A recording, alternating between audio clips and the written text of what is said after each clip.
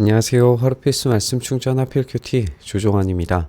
오늘 함께 나눌 하나님 말씀은 예레미야 애가 2장 11절에서 22절까지 말씀입니다. 내 백성의 도성이 망하였다. 아이들과 젖먹이들이 성 안 길거리에서 기절하니 나의 눈이 눈물로 상하고 창자가 들끓으며 간이 땅에 쏟아진다, 이렇게 표현하고 있습니다.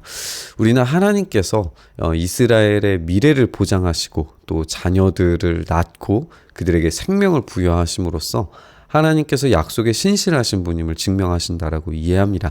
그런데 지금 이 백성들이 어떻게 망하냐면 아이들과 젖먹이들이 먹을 게 없는 상황에 놓여지게 돼요. 그래서 아이들이 어머니의 품속에서 숨져가면서 먹을 것을 마실 것을 찾으며 달라고 조르다가 성 안 길거리에서 부상당한 사람처럼 쓰러진다, 이렇게 표현되어져 있습니다.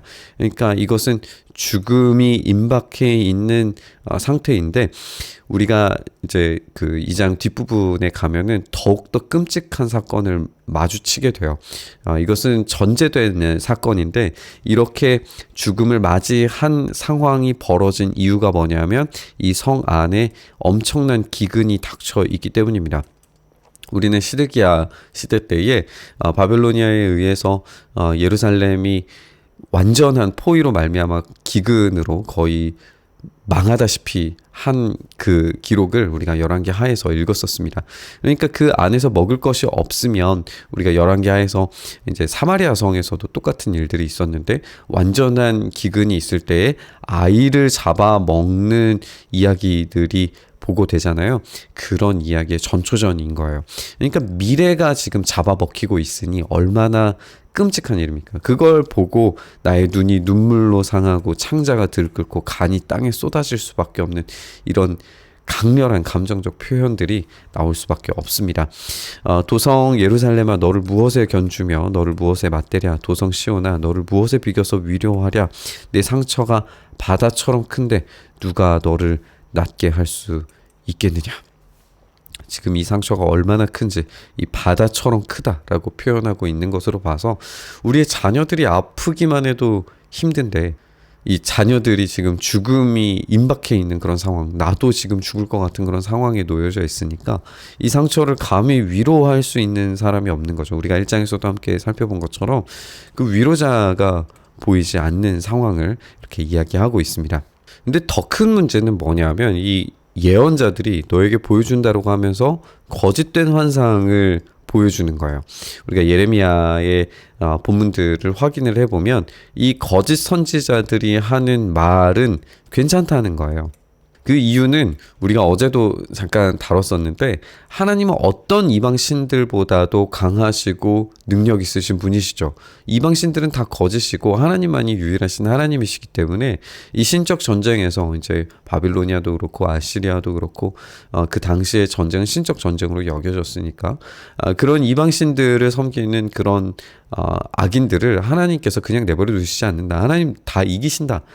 그 사실은 맞는데, 하나님께서 그 오른손으로 막고 계셨던 도성 예루살렘에 대한 보호를 치워버리심으로써 그 강력한 외세의 힘이 예루살렘을 멸망시킬 수 있다는 사실은 이야기하지 않아요. 이것은 사실과 거짓이 섞여 있는 거죠. 하나님은 강하시기 때문에 이길 수 있다. 이건 사실이죠. 그러나 하나님께서 예루살렘을 심판하실 것이다 라고 하는 이야기를 빼버리고 괜찮다라고 말해버리는 순간 거짓이 섞여버리는 겁니다. 왜냐하면 하나님은 지금 이스라엘을 향해서 계속해서 돌아오라, 회개해라, 하나님 앞에 엎드려라 라고 하는 메시지를 계속해서 던지셨는데 그것을 듣지 않는 거죠. 이 거짓되고 헛된 환상은 괜찮다 말하는 거짓 선지자들의 말입니다. 너의 죄를 분명히 밝혀주지 않아서, 그래서 회개할 필요 없다, 괜찮다, 하나님 다 이기실 거다 라고 하는 적당하고 나이브한 그런 신앙을 가지게 만드는 겁니다. 너를 사로잡혀 가게 했으며 거짓되고 허황된 예언만을 내게 하였다. 지나가는 모든 나그네들이 너를 보고서 손뼉을 치며 도서렁 예루살렘을 보고서 머리를 내저으며 빈정거리며 이것이 바로 그들이 더없이 아름다운 성이요 온누리의 기쁨이라 하던 그 성인가 하고 비웃는다는 거예요. 내 모든 원수들이 이를 갈며 너를 보고서 입을 열어 빈정거린다. 우리가 그를 삼켰다. 이것이 바로 우리들이 기다리던 그날이 아닌가. 우리가 이제 드디어 그것을 보았구나. 미리 앞서서 이 본문을 너무 이제 예수님과 직결시켜서 해석하는 것이 적절하지 않은 건 맞지만, 이런 표현들을 생각해 볼 때 더없이 아름다운 성이요 온누리의 기쁨이라고 말하던 그 성이 무엇이냐라고 빈정거리며 비웃고, 그리고 그날이 바로 기다리던 그날이다, 그렇게 죽이고 싶던 예수님을 죽였다라고 하는 그 날로 기뻐하며 손뼉치던 사람들의 이미지를 떠올리지 않을 수 없는 것 같아요. 이렇게 완전히 미래를 잡아먹어버리는 죽음이 이 도성을 완전히 장악해버린 것처럼 느껴집니다. 주님께서는 뜻하신 것을 이루셨다. 주님께서는 오래전에 선포하신 심판의 말씀을 다 이루셨다. 여기서 오해하면 안 되는 게, 하나님께서 뜻하신 것은 파괴를 선택하신 게 아니라는 거예요. 하나님께서 뜻하신 것은 분명히 두 가지의 조건입니다. 순종하면 복을 받는 것, 그리고 불순종하면 벌을 받는 것. 이것이 하나님의 뜻하신 것입니다. 그러니까 여기에서 파괴만을 이야기하고 있다는 것은 한쪽만 보게 되는 거예요. 주님께서 뜻하신 것을 이루셨다. 이것은 분명히 불순종에 대한 예고가 있었고 벌이 마땅히 있으리라라고 하는 것에 대해서 이들이 감각하지 못했다, 회개하지 않았다라고 하는 것으로 우리가 읽어야 합니다. 어쨌든 이 모든 것이 하나님께서 뜻하신 겁니다. 이것은 이방인들이 강해서도 아니고 이방 신이 강해서도 아니고 역사적 사건이 그렇게 될 수밖에 없어서도 아닙니다. 이 모든 것은 오로지 주님께서 말씀하신 것처럼 순종했을 때 복을, 불순종했을 때 벌을 내리겠다라고 하신 그 말씀이 이루어진 거죠. 주님께서 너를 사정없이 부수시고 내 원수가 너를 이기고 즐거워하게 하시며 내 대적이 한껏 뽐내게 하셨다. 도성 시온의 성벽아, 큰 소리로 주님께 부르짖어라. 밤낮으로 눈물을 강물처럼 흘려라. 쉬지 말고 울부짖어라. 내 눈에서 눈물이 그치지 말게 해라. 온 밤 내내 시간을 알릴 때마다 일어나 부르짖어라. 물을 쏟아놓듯 주님 앞에 내 마음을 쏟아놓아라. 거리 어귀에서 굶주려 쓰러진 너의 아이들을 살려달라고 그분에게 손을 들어 빌어라. 다시 한번 이 아이들에 대한 이야기가 나오면서 18절, 19절은 간절한 기도를 다시 요청하는 걸 우리가 읽게 돼요. 예레미야는 그럼에도 불구하고 이 기도를 포기하라고 말하지 않습니다. 하나님께서 적대적인 상황이 되신 것처럼 느껴지지만, 우리가 어제 본문에서 하나님께서 원수가 되셨는가? 라고 하는 감정적 느낌이 든다고 할지라도 그럼에도 불구하고 기도를 놓아버려라. 기도하지 않아도 된다. 이제 하나님께서 우리 완전히 버리셨다. 이게 아니라 끝까지 기도해라. 라고 하는 거예요. 그 미래, 이 아이들을 위해서 간절히 기도하면 하나님께서 이 간절한 기도 가운데서 하나님께서 살려주심을 경험할 수 있지 않을까. 그것을 놓고 간절히 기대하고 바라면서 기도하라는 겁니다. 그러나 사실 지금 현재 상황은 심각합니다. 더욱더 심각한 이야기가 이 뒷부분에 나오게 되죠. 주님 살펴주십시오. 주님께서 예전에 사람을 이렇게 다루신 적이 있으십니까? 어떤 여자가 사랑스럽게 기른 자식을 잡아먹는단 말입니까? 어찌 주님의 성전에서 제사장과 예언자가 맞아 죽을 수 있습니까?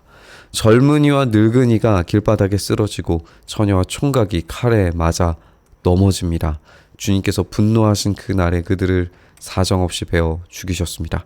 지금 이 죽어가는 사람들의 모습을 보면 어린아이에서부터 어른에 이르기까지, 그리고 성전에서 제사장과 예언자들을 통해서 하나님과 연결될 수 있는 그 모든 것들이 다 끊어지고 죽어가고, 정말 비참한 것은 사람을 잡아먹는 행위까지 나오게 되는 것, 이것이 우리가 보게 되는 끔찍한 비극의 나열입니다. 이전에 우리가 이제 11절에서 지적했던 것처럼 이 굶주려 쓰러진 아이들을 이제 죽게 된 거죠.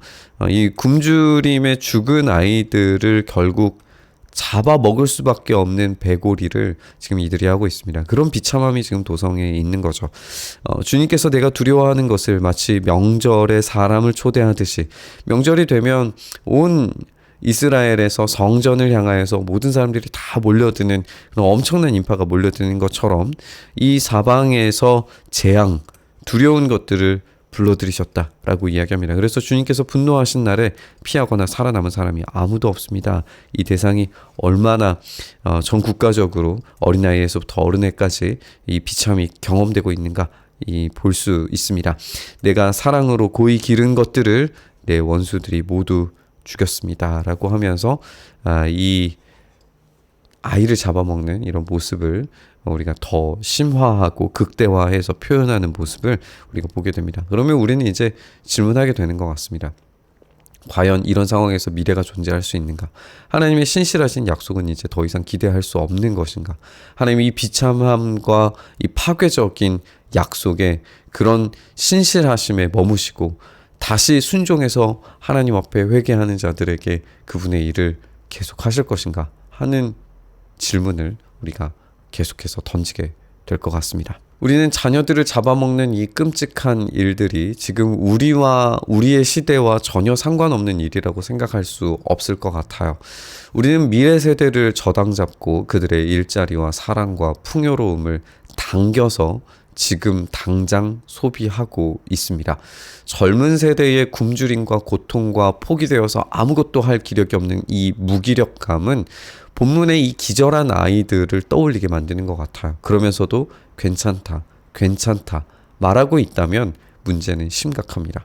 참으로 이 시대는 회개해야 될 때입니다. 밤낮 부르짖어서 하나님의 도움을 구해야 하는 시기입니다. 주님의 긍휼과 도우심이 있어야 다시금 다음 세대의 미래에 하나님의 일하심을 경험할 수 있습니다. 오로지 미래와 신실하신 약속은 하나님께 달려 있습니다.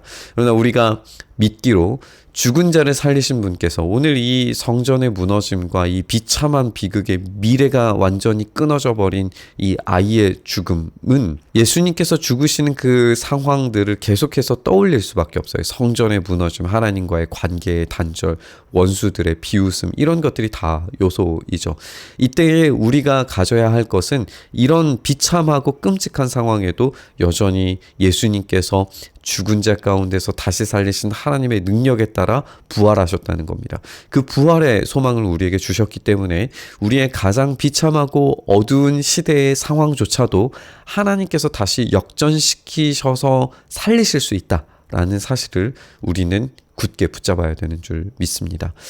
오늘 그 다시 살려주심을 간절히 바랐으면 좋겠습니다. 특별히 다음 세대가 살아날 수 있기를 주님께서 그 일을 행하셔서 정말 이 믿음의 세대가, 이 어린 세대가 다시 정말 복음으로 온전히 세워지는, 다시 살아나는 그 은혜를 경험할 수 있게 해달라고 간절히 기도하며 우리 묵상의 자리로 나아가시죠. 주님, 다시 살려주시옵소서. 밤낮 울부짖어 주님께 기도하며 간구하는 믿음의 세대가 다시 일어나게 하여 주시옵소서.